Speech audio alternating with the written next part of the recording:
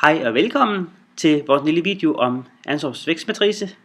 Vi hedder Jane, Asbjørn og Mark, og ja, lad os bare komme i gang. Her ser I selve Ansovs vækstmatricemodellen, som blev udtænkt af Igor Ansov tilbage i 1957. Den har til formål at hjælpe virksomheder til stigning af vækst ved eksisterende eller nye produkter, eller på eksisterende eller nye markeder.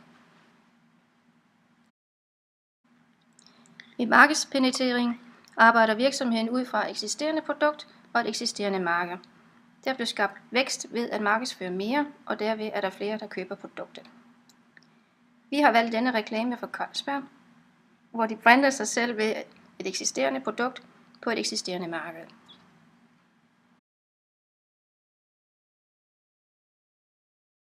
Produktudvikling. Produktudvikling er, når en virksomhed fornyer deres produkt. Som man kan se på billedet, har Carlsberg lanceret en ny flaske i forsøg på at forbedre produktet for de nuværende kunder. Det gør man for at skabe større markedsandel på det nuværende marked. Set fra en multimediedesigners side er der mulighed for at udarbejde designet for de nye produkter. Markedsudvikling. Nuværende produkt på nyt marked. For at ramme et nyt marked er det vigtigt for Carlsberg at gøre helt klart for en ny målgruppe, hvad det er, de vil. Derfor er denne reklame god. De formår at brande dem selv som det helt klart bedste øl, og oven i købet med lidt humor i. Det er en reklame, de nye målgrupper vil huske, hvilket gør den effektiv. For en multimediedesigner giver denne slags reklame mulighed for at designe reklamen for virksomheden.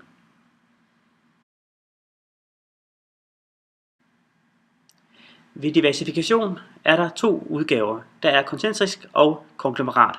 Ved koncentrisk diversifikation forstås nye produkter på nye markeder.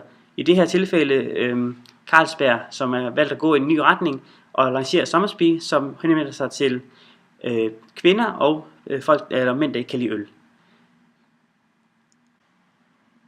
I konglomerat diversifikation forstås det, at et firma vælger at gå en helt ny vej, end de plejer.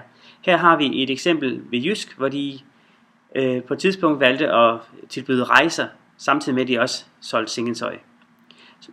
Ud fra en multimediedesigners synspunkt vil det her være en mulighed for at introducere nye elementer og implementere dem i firmaets nuværende profil. Det var alt for os den her gang. Vi håber, I er blevet mere kloge på Ansovs vækstmatrice. Og her er lige til sidst, det er os, der har lavet det. Og tak for lån af materiale til Carlsberg og forklarmiglige.dk og Jysk.